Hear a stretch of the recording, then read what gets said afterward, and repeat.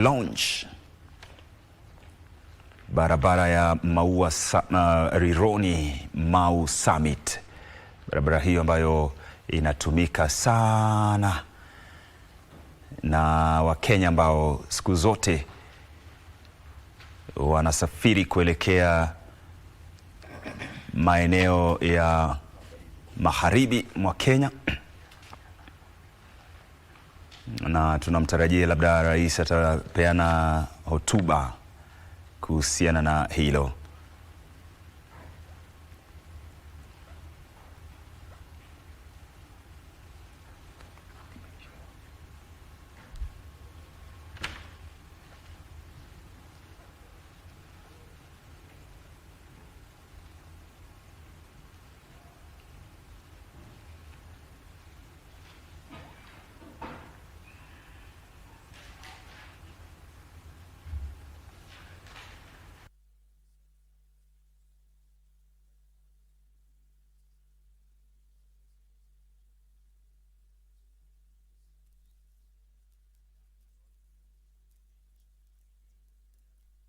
Highways, better connections.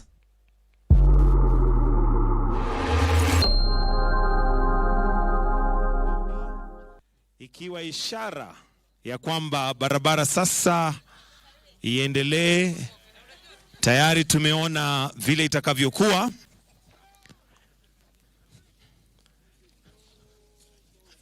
Makofi kwa rais. Construction of the dwelling.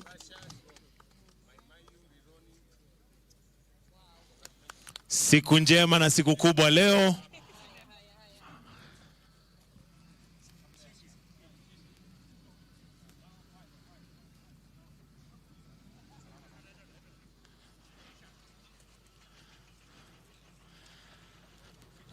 Na sasa Mheshimiwa Rais ataenda kwa flag off ili tinga ziende kazi, zifanye kazi.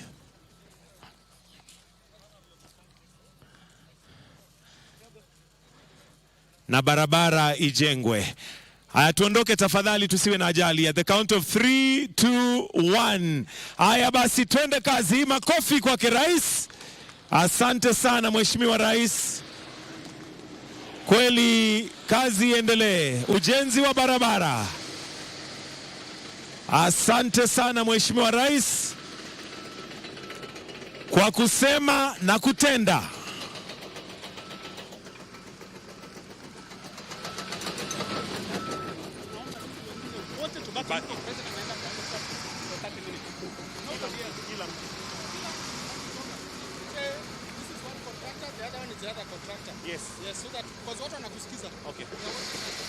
Haya basi, Mheshimiwa Rais sasa tunaomba aende kwa interview. Wengine tubaki hapa tafadhali. Wengine tubaki. Mheshimiwa Rais ataenda peke yake kwa interview tafadhali. Tubaki kwa sababu anaenda kwa ile stage. Tubaki tu tafadhali.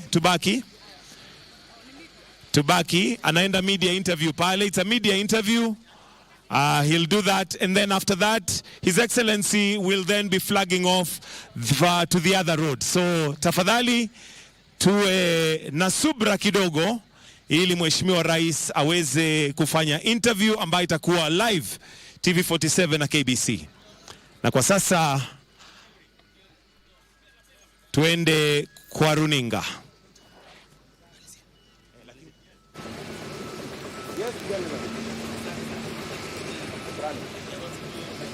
Okay.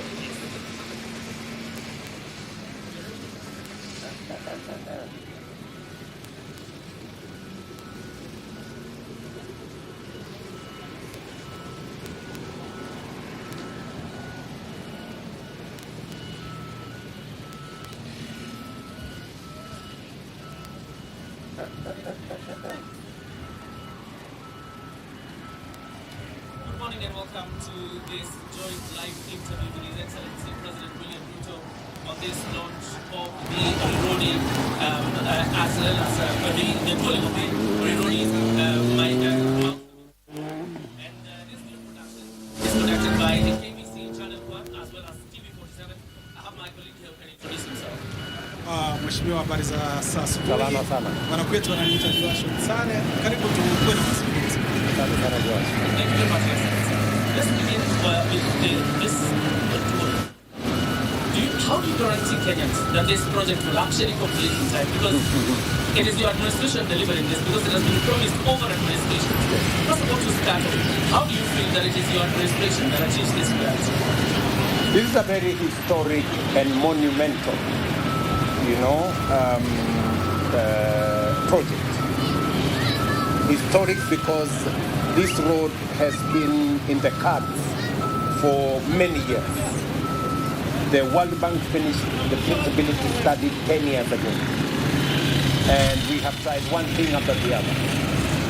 Finally, we took up this and I decided that we must deliver on it. Today, I am very happy. Probably the happiest person in Kenya that finally we are not only launching this road.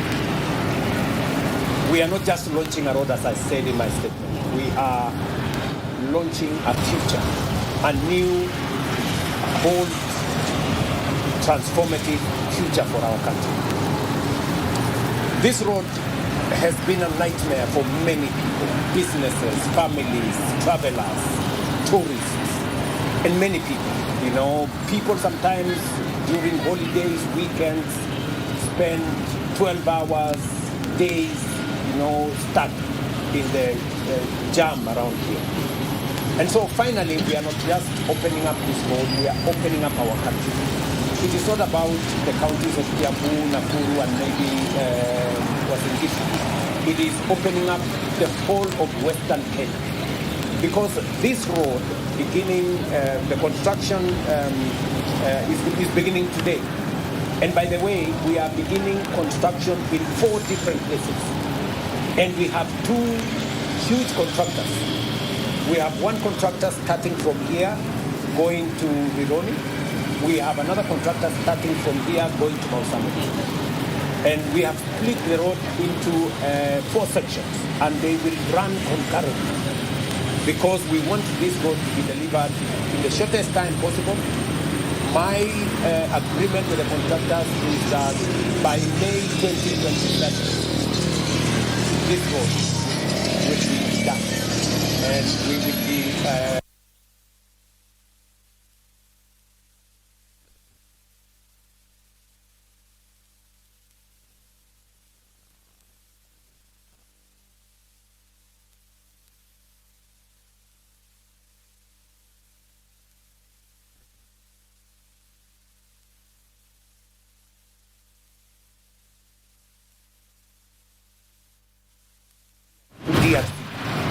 This is the road that opens up this region for the industrial parks that we are having, for our farmers taking their produce to the markets, for people, travelers, going home and back to work, going on holiday, our tourists, and the whole transport architecture.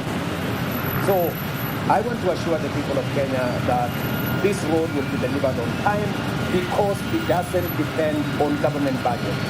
It doesn't depend on money that we have borrowed as a government. It doesn't depend on certificates. This road is built on an innovative private-public partnership model.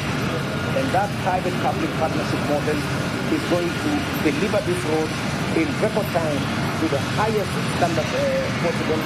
And by the way, the people building this road will also, the concessionaires, will also maintain this road for 20 years to make sure that the road is not only built, but it is serviceable. It is in very high quality.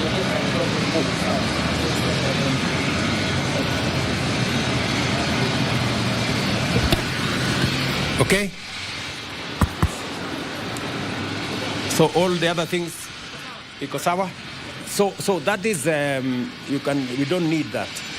That is what we are looking at, and I want to assure the citizens of Kenya that this is a road we have all waited for. I know many families, I know many travelers, I know many business people, I know many entrepreneurs who have gone through difficult times trying to get themselves their goods, services across the country, but the bottleneck has been this road. Siko sawa. Pia iko ni na kuja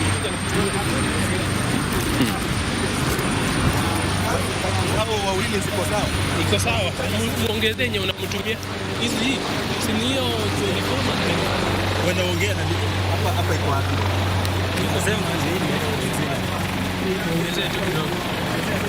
Usikie haya sawa. Kwanza mradi huu wa barabara hii ya kilomita 230, kwa sababu tutakuwa na barabara kutoka pale Kamandura kufika hapa kufika Naivasha, na kutakuwa hiyo ni barabara leni 4, alafu kupitia chini barabara ambayo inatoka Kamandura kwenda chini Mai Mahiu, alafu baadaye kuja Naivasha leni 4, kutoka Naivasha kupitia hapa Gilgil kwenda Nakuru itakuwa barabara leni 6, na kutoka Nakuru leni 4 zingine mpaka Mai Mahiu. Hiyo barabara yote, namba ya kwanza, itaajiri vijana zaidi ya 15,000. Jambo la pili, tutakuwa na suppliers, wale wafanyabiashara wa hapa, wafanyabiashara wa simiti, wafanyabiashara wa chuma, wafanyabiashara ya mawe, wafanyabiashara wa kware, wafanyabiashara wa kokoto. Hiyo biashara zote quarries ambazo ziko hapa waanze kujipanga, kwa sababu wao ndio watasupply zile material ambayo itatumika katika hii barabara. Jambo la tatu, wale wote ambao wanaishi katika sehemu hii, pia wakati barabara hii inajengwa kutakuwa na biashara ya aina tofauti tofauti, na tumehakikisha ya kwamba katika barabara hii kutakuwa hapa na interchange ya kupeleka watu kwenda why do we have to have a loudspeaker, you know, interchange ya kwenda hapa Gilgil. Kutakuwa na interchange viaduct actually pale Nakuru, na tutahakikisha kwamba zile barabara ambazo ni za sehemu hii, kama moja ya kutoka mahali inaitwa Kanyariri pale kwenda Gilgil, tutatengeneza hiyo barabara iwe ni barabara mbadala, you know, alternative route wakati hii barabara inajengwa. Pia tutaangalia barabara ingine, kuna barabara ingine hapa Kikopei inaenda ikielekea Naivasha, pia hiyo tutaangalia, ndio tuhakikisha kwamba hiyo sehemu yote pia inashughuliwa barabara za hapa. So there is already a huge support to the community here, the business people here, those who will be supplying sand, those who will be supplying concrete, those who will be supplying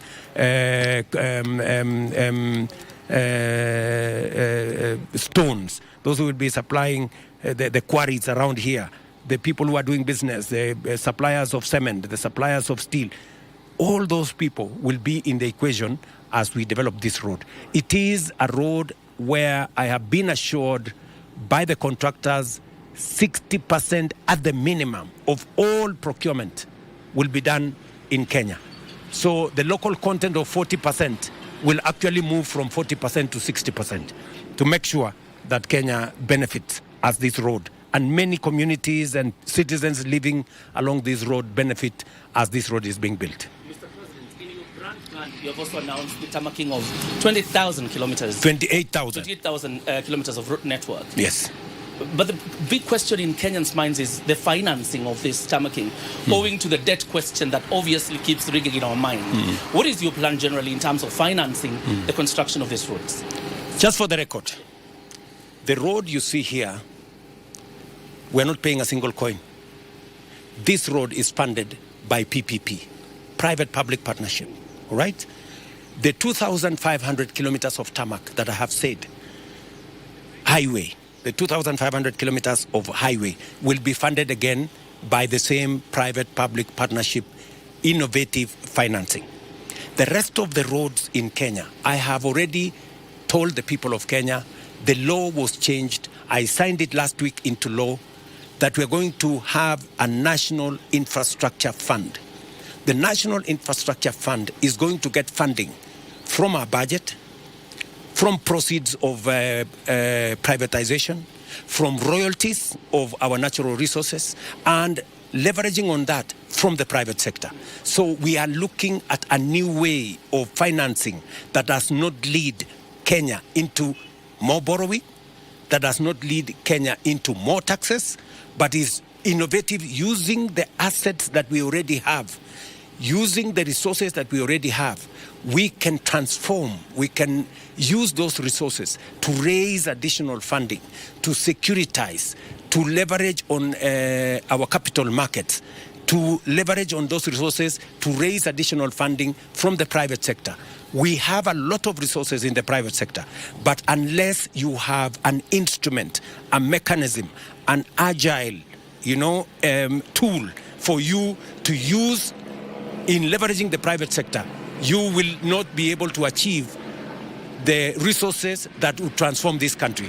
And that is why I am very clear in my mind, and I want to tell the good people of Kenya, the people who have given me an opportunity to be president and to lead this nation, I want to assure them that the 5 trillion plan,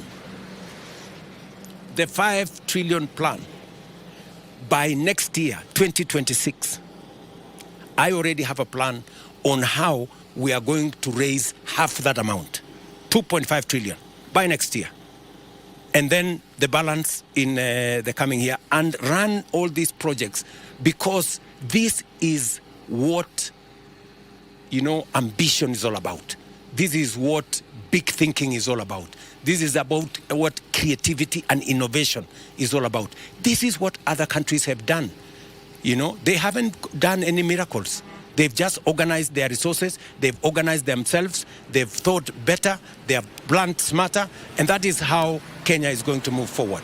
When I said we are going to do affordable housing, markets and hostels, many people did not believe it. Today, we have signed contracts of 600 billion. In this county alone of Nakuru, we have 40 billion shillings. In the county of Nakuru, 22,000 housing units are being built, 25 markets are being built, hostels for 8,000 students are being built in Nakuru County. If you go to Gilgil here, I was in one of the towns here in Gilgil 2 weeks ago to start a market. That is what is going on around Kenya, and that is how we are going to build this. And let me tell you, the challenge we have always had is thinking small, making peace with mediocrity, and making average what is the norm and acceptable. We must get rid of that. We must think bigger, we must plan smarter, and we must take the country to the Let me next follow level. up that question very quickly before Ansari comes in. And particularly, I wanted to go to the details of the PPP, because the site of CRBC, for example, in this site, evokes those emotions of, is this another debt trap? So that you explain what is the model inside. I have told you there is no government is not borrowing money. This money is being invested by private sector people. CRBC themselves are putting in their own money. This is going to be a toll road where they will recover their money slowly, the same way we built the expressway. The expressways today is the best thing we have done in Kenya. It has made the travel from Jomo Kenyatta, which was sometimes 2-3 hours, now it is a 15-minute journey. And we didn't have to spend any money as government of Kenya. That is how globally, that is how world-class infrastructure is delivered by countries around the world. Kenya is not going to be an exception. Mheshimiwa Rais, kufuatilia swala hilo umezungumzia zile ada ambazo zitakuwa zinatozwa watumiaji wa barabara hii, na mara nyingi mtu atajiuliza labda haya matozo, serikali imeweka mikakati ipi kuhakikisha matozo hayo yatakuwa nafuu? Tayari tayari wananchi wengi wanatumia pesa nyingi katika hizi barabara. Kukiwa na jam hapa, pesa mabilioni inachomwa kwa sababu ya magari ambayo yako hapa, masaa mengi ambayo watu wanatumia, watu wengine wanalala barabarani. Hiyo yote ukiweka kwenye mizani ya pesa ambayo tungeokoa kama hii barabara ingekuwa inapitika, itazidi hata ile ada ambayo itakuwa inalipishwa hapa. Na hiyo ada itakuwa sensitive. Magari kwa mfano ya abiria, ada yake itakuwa chini. magari ya mizigo ndio wao ndio watalipa zaidi, na hiyo ni desturi ama mpango inayoendelea duniani kote. Mahali popote unaona barabara nzuri, highways zimejengwa, they are always built on account of private-public partnerships, on the basis of tolling roads, because a road is not a cheap thing. A road is a very important artery and it stimulates the economy, and therefore we have to find a way of financing it. Mheshimiwa, asante sana kwa jibu hilo, na nizungumzie swala lingine ambalo linajitokeza. Labda kuna mpango wa fidia kwa wale labda wataathirika katika mradi huu? Barabara tayari tuko na, we have already a corridor, so there will be no need to move anybody from anywhere, so that does not arise. Your Excellency, you revealed part of your grand plan again when you were in Uganda, and it's good you mentioned about this corridor because it's very important. But you also mentioned about the extension of the SGR all the way to Malaba. Sometimes there have been a sense of hesitation, particularly from the other side, in terms of starting the SGR. What agreement do you have, particularly with the government of Uganda, to ensure that it doesn't just stall at Malaba, it completes the corridor? For your information, I have had a conversation with President Museveni. The government of Uganda is 100% aligned to what we are doing here in Kenya. The extension of the road, dualling of this road to Malaba, already has set the stage for it. When it gets to Malaba, it should go all the way to the border with DRC. We have agreed with President Museveni that as we extend the railway from Naivasha here, and for your information, that exercise is beginning in January. Next year? Yes. In another 2 months, I will be back here because we are already working on how to finance that facility. It will go to Kisumu and go to Malaba. That railway is now going to join what already Uganda have procured on their side, the SGR from Malaba to the border of DRC. So that railway is going to be one transport corridor that's going to open up Kenya, Uganda, South Sudan, Burundi, Rwanda, and DRC. And we are already aligned. A third artery that we are going to build also in consultation with the government of Uganda next year is to extend the pipeline from Eldoret to Malaba to Kampala, and again to the border with DRC. That has already been agreed, because unless and until we have this infrastructure, our region will continue to lag behind. And Kenya is the catalyst. Once we do it in Kenya, we justify then the rest of the journey into Uganda and into the rest of the East African region. I want to follow up with that question, Your Excellency. The SGR from Nairobi to Naivasha sometimes has been criticized because of the low take-up of cargo and sometimes underutilization. What lessons has government learned to ensure that as we extend the SGR all the way to Malaba, it doesn't become another story of low take-up of cargo and underutilization?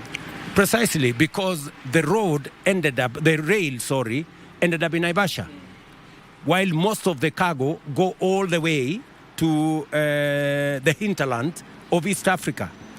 That is why the justification we have for extending this road to Malaba, to make sense of it, so that anybody who is transporting, instead of having to clear goods twice, you transport the goods from Mombasa to Naivasha, and then you have to make another arrangement from Naivasha, either by road now to Kampala or to the rest of the country. Now it will be a one-way. And we have done the justification for this road, using the traffic, using the cargo that we have that goes to the hinterland of the East African community. And for your information, sometimes when you develop the infrastructure, it stimulates the business. So sometimes it's a question of chicken and egg. If you build the road, business comes. If business is there, it justifies the road. So what do you do first? Do you develop the business first, or do you develop the road first? We have decided that By developing the road, we use the cargo that is there, but then we stimulate additional cargo once the rail has been built.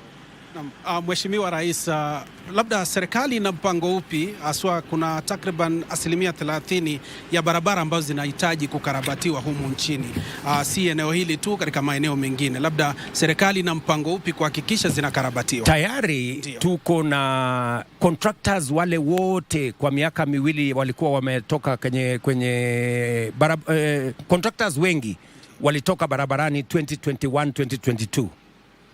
Hawa contractors wote tumewarudisha barabarani, na tuko na awamu ya pili. Tumelipa 80%, tunalipa 20% kabla ya Disemba. Tuko na program ingine ambayo itatupatia another 120 billion next year, yenye itasukuma ujenzi wa hizo barabara zote mpaka zikamilike by 2027. Hizo barabara zote ambazo kwa sasa zimeanzishwa, lakini vile vile kupitia kwa program ya National Infrastructure Fund tayari nimeambia wizara wafanya mapping ya kilomita zingine 28,000 ambazo tutaanza next year wakati tume roll into action National Infrastructure Fund. So from next year utaona, Wakenya wataona barabara mpya zikitangazwa kupitia kwa ile program nao tutakuwa nayo na hazina tutakuwa nayo maalum ya National Infrastructure Fund, kwa sababu pale nyuma hatukujipanga vizuri, hatukuwa na innovation ambayo inaweza kutusaidia kutengeneza haya mabarabara. Haiwezekani tutengeneze barabara tukitumia budget yetu peke yake. Haiwezekani tutengeneze barabara kwa kukopa pesa. Haiwezekani tujenge barabara kwa kuongeza ushuru. Lazima tuwe na mbinu na fikra mpya ambayo tutatumia pesa zetu, na pia tuchanganye hiyo pesa na pesa ya private sector. Watu wa private sector wengi wako tayari kushirikiana na serikali tukiwa na mpango, na ndio sababu tumetengeneza bank ama fund ya National Infrastructure Fund. Na Mheshimiwa Rais, umezungumzia swala hilo kwa undani zaidi, lakini tunafahamu fika mara nyingi wakandarasi unapata kwamba wameanzisha mradi wanachelewa kukamilisha. Labda ni mikakati ipi imewekwa kuhakikisha yule mwanakandarasi ambaye amepewa hiyo kazi anaitamatisha na anakuwa accountable? Unajua, ukijenga barabara kutumia budget ya serikali, serikali isipolipa yule mwanakandarasi anasimama kwa sababu hana mpango mwingine. Tumebadilisha sasa kwamba ujenzi wa barabara utakuwa ni serikali inachangia kiasi, lakini yule pia ambaye anajenga hiyo barabara kupitia kwa private public partnership pia na yeye atachangia sehemu. Jambo la kwanza. Jambo la pili, kupitia kwa program ya National Infrastructure Fund, ile pesa tulio nayo kama ni 20% ya ile barabara tutaifanya, kwa sababu sasa tutakuwa na hazina which is agile. Sasa kupitia kwa ile hazina tuta leverage pesa kutoka private sector, ndio contractor awe na pesa ya kutosha mpaka hiyo barabara ikamilike. So we will have not only the resources to start the road, but under the National Infrastructure Fund we will have clarity on the start and the finish of every infrastructure that we develop, whether it is a road, whether it is an electricity line, whether it is a dam. We will have sight, because we will use our own resources to leverage resources from the private sector to make sure that we have resources to start and finish every project. In the past, when you use resources only from your budget, when the resources from the budget is limited, then that is how roads stall, that is how dams stall. But now that we are leveraging both public resources and private sector resources and bringing private sector into the equation, the discipline of the private sector, the resources from the private sector will seal the loopholes that have existed and that have made road construction take many years and that have made projects in the past to stall, whether they are dams or roads or whatever other pieces of infrastructure we have been developing. All right. Your Excellency, infrastructure is a very big bit, like you say, in terms of, particularly when you talk about regional trade, but it is just one bit when it comes to making it effective. The question is, as a region, how are you going to deal with the issues of corruption at border points, inefficiency in customs, and those problems of non-tariff barriers that have been inhibiting trade, particularly in this region? You have said it correctly, that infrastructure is not the only thing.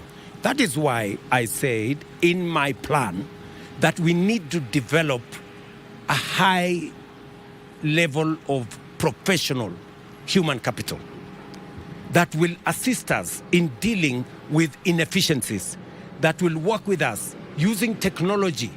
Because if you saw my plan, I have said we're not only going to develop high quality infrastructure, high quality human capital, we're going to leverage on technology, we're going to leverage on AI, we're going to digitize, and we are going to use technology to fight corruption, to eliminate inefficiency, to eliminate dark corners. Because once the whole processes of government, and that's what I have done for the last 3 years, digitize all government services so that we eliminate transactions in cash, we eliminate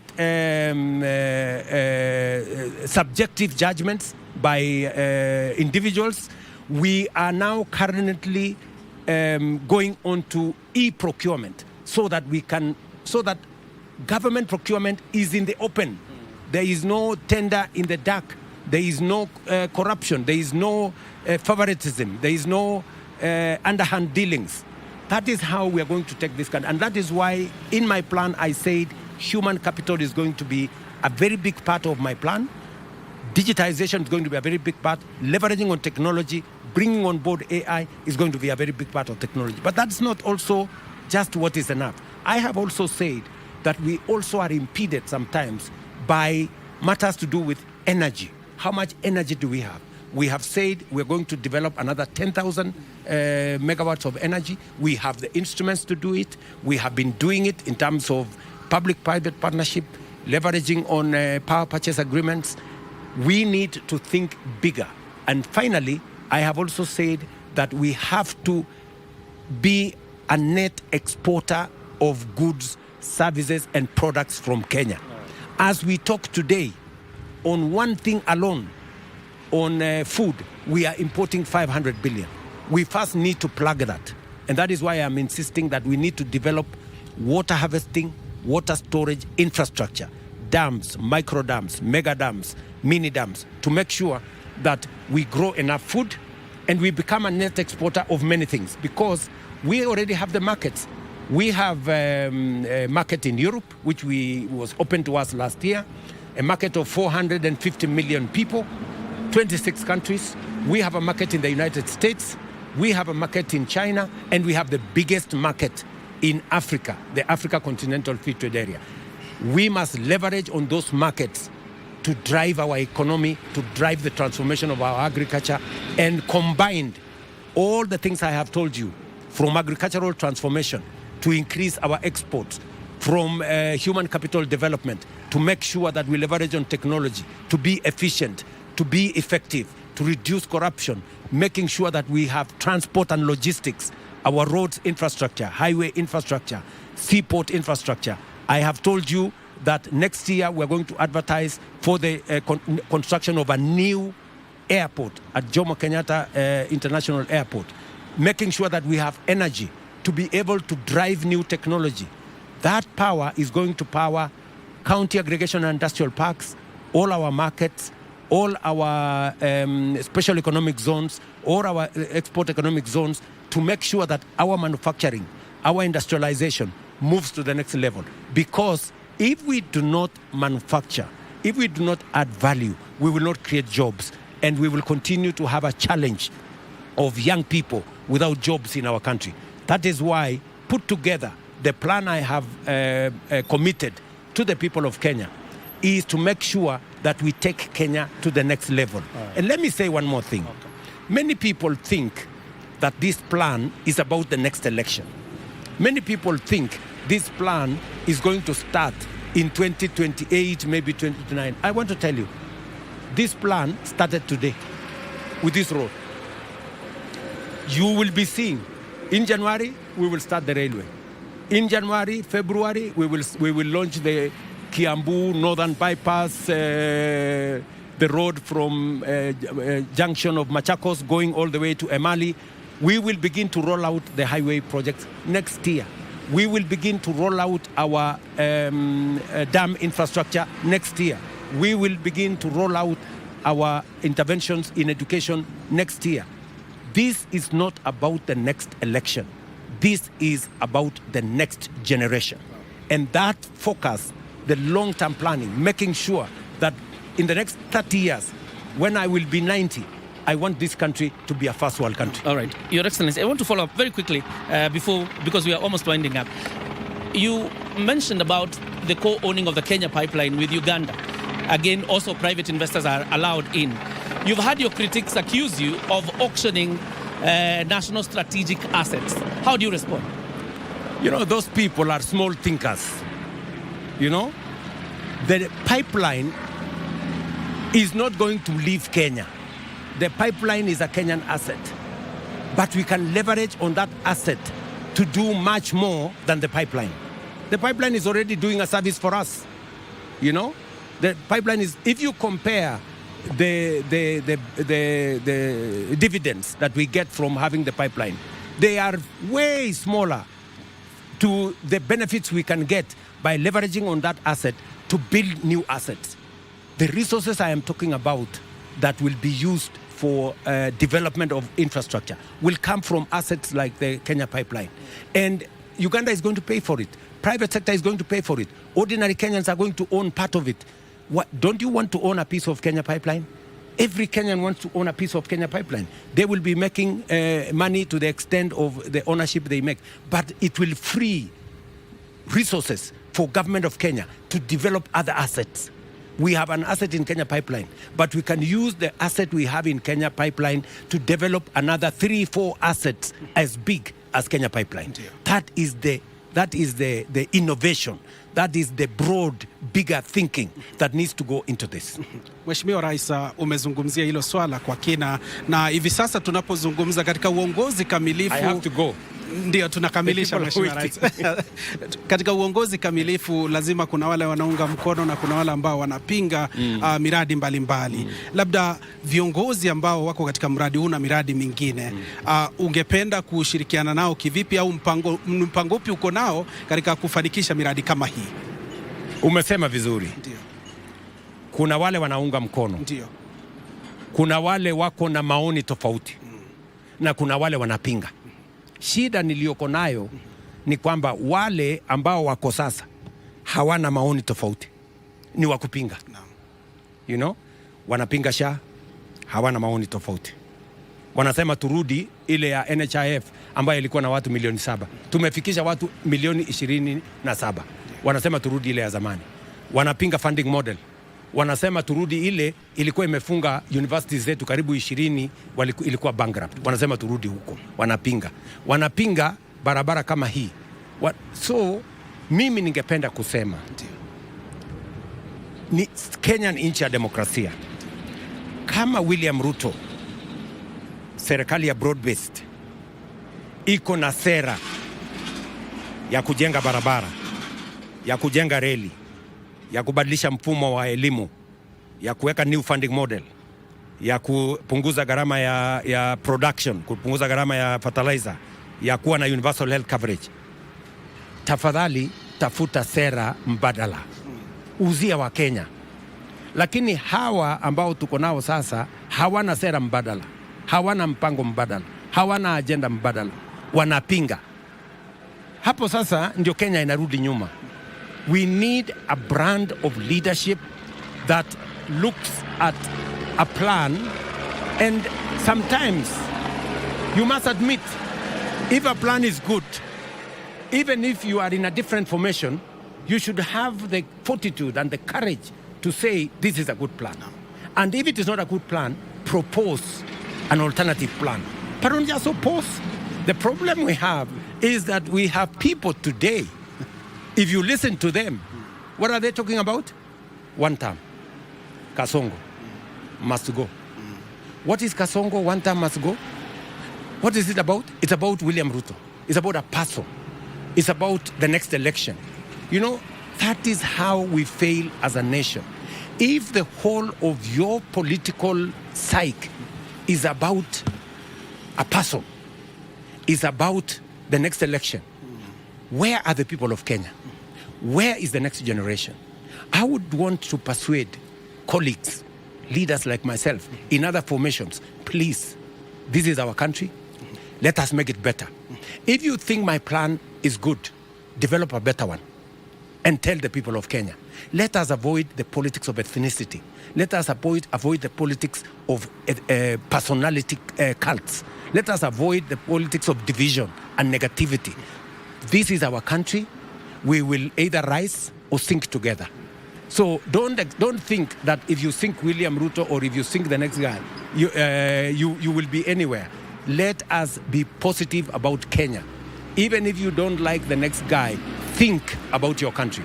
And therefore, I'm asking leaders, and I am prepared, I am willing to work with leaders from across the divide. I have said, I have discussed the plan I have with members of parliament, governors, citizens from across the political divide. I have discussed this plan with the former prime minister. I have discussed this plan with the former president. I have discussed this plan with whoever is willing to listen to what I have to say. And it is a plan that I am very passionate about because I have the opportunity to be the leader of our nation today, and I do not want to let the people of Kenya down. And for your information, I have set a very high bar for myself. Why? Because I am building on a foundation that has been set by others. President Jomo Kenyatta set the foundation of the liberation of our country. President Moi came and did the best he could. President Kibaki did a foundation on infrastructure. My friend President Uhuru made a huge contribution. But I have a unique opportunity. Why? Unlike my predecessors, I am a younger person. I am a very educated person. I have the relevant experience. I have no choice but to do better. And I am not taking this for granted. I know it is a moment in history that I have, and I want to do the very best for my nation. Okay, can you quickly react, probably, Thank you very much. Very quickly, Thank to you. the by-elections yesterday? Did the by-elections outcome bail you out? The by-elections yesterday were a very big statement. Very big statement coming from the people of Kenya. That the people of Kenya are focused on the team that has an agenda, that has a plan, and that has a vision for Kenya. I have often tried to persuade the people on the other side that rhetoric, sloganeering, one time sijui Kasongo and all those, will not amount to a plan where people of Kenya can buy. The people of Kenya are very intelligent people. They can make a difference between the team with a plan and the team without. And yesterday, they sent a very powerful message. And I hope the people on the other side are listening. They sent a very powerful message that they are not interested in ethnicity. They are not interested in division. They are not interested in rhetoric. They are not interested in sloganeering. They want to see a credible plan, a team that has an agenda for the people of Kenya. And the outcome of that election is a big statement to everybody. Naam, Mheshimiwa, shukran sana kwa kutupa fursa kuzungumza nawe na vile vile watazamaji pia kufuatilia na kufahamu ajenda yako ya miundo msingi na vile vile maendeleo ya taifa. Na mimi nawashukuru Wakenya wote. Haingewezekana tufike hapa bila ya support ya Wakenya. Kuna wale wananiunga mkono, kuna wale wananikosoa kwa sababu wanataka nifanye bora zaidi. Hawa wote mimi nawashukuru kwa sababu hivyo ndivyo tutajenga taifa letu la Kenya. It is not always that people may agree with you 100%. Some, criticize me out of them wanting me to do better. And I appreciate that. They make my thinking, they make my planning better. They point out some of the gaps that are there, and I appreciate that. All I am asking is, even in the whole of this trajectory, even as we support, even as we criticize, let us focus on the good the interest of the people of Kenya and the future generations that are going to come. Naam, shukran sana mtazamaji. Huyu amekuwa Mheshimiwa Rais William Ruto akizungumzia miradi ya maendeleo na vilevile amezungumzia mradi huu ambao unazinduliwa siku ya leo, ujenzi kwanza wa barabara ya Rironi Gilgil Mau Summit kwa ukamilifu ili kuhakikisha maendeleo yanawafikia wote ambao wanatumia barabara hii. Mtazamaji, mahojiano ya kipekee yamefanikishwa na TV47 na vilevile KBC. Wanakwetu wananiita Joash Sare mwenzangu. My name is John Jacob Kiri. Have yourself a fantastic day. Thank you. Asante.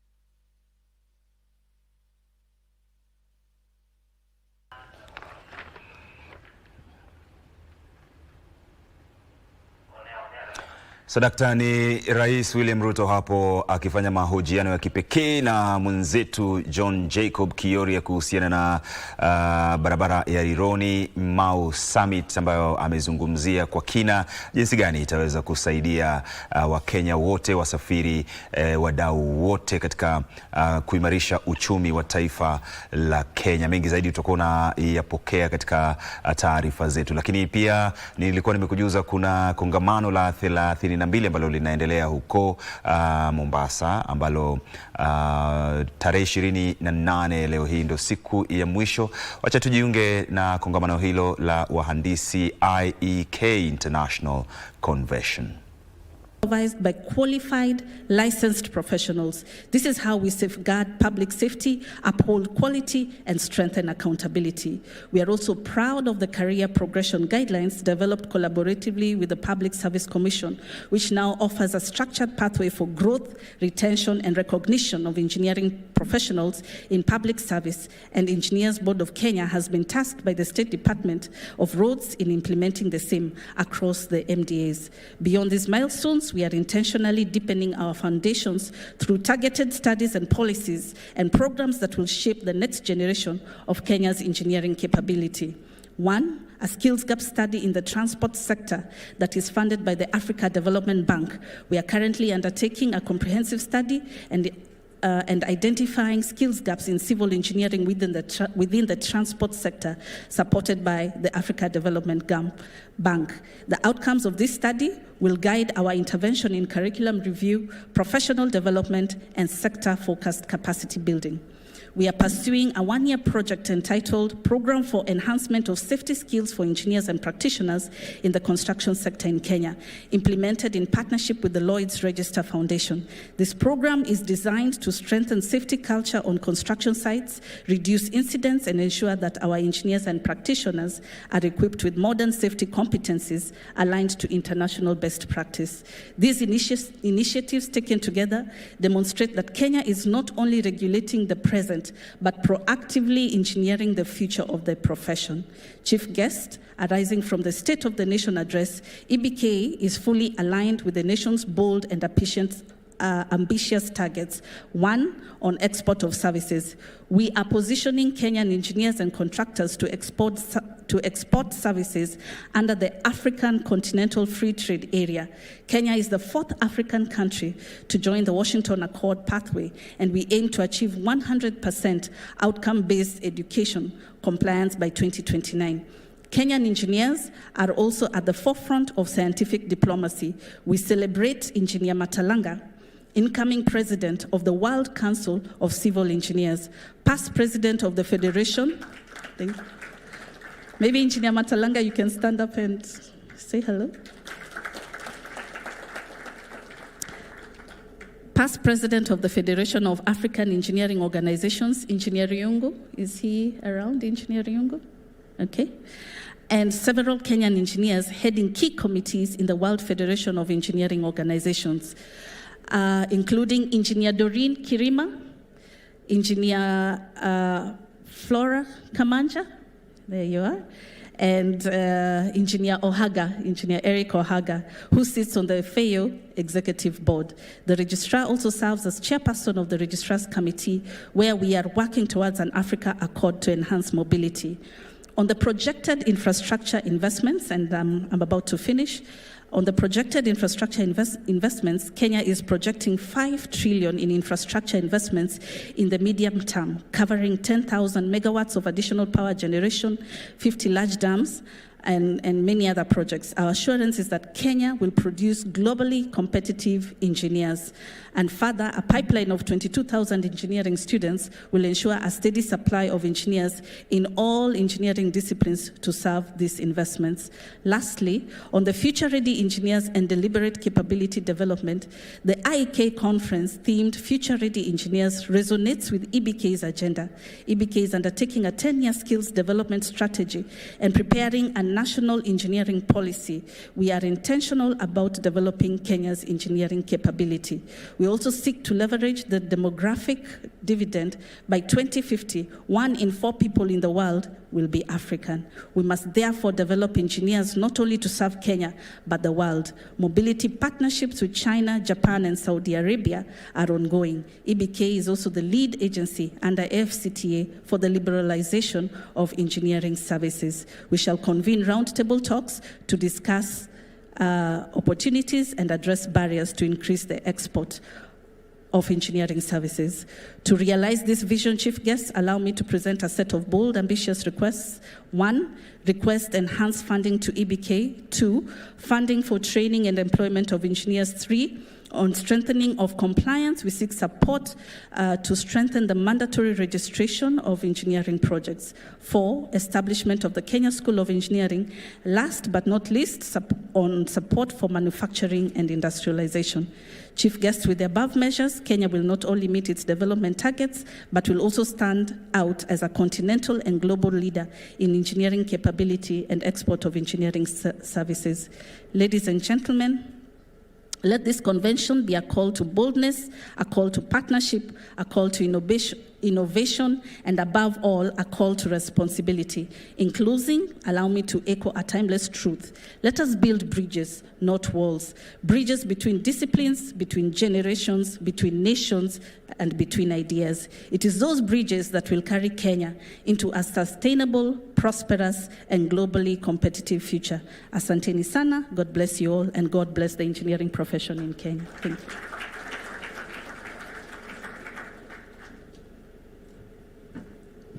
A round of applause again. Thank you. Our next speaker is going to be Engineer Maxim Samda, President-elect, Federation of African Engineering Organization.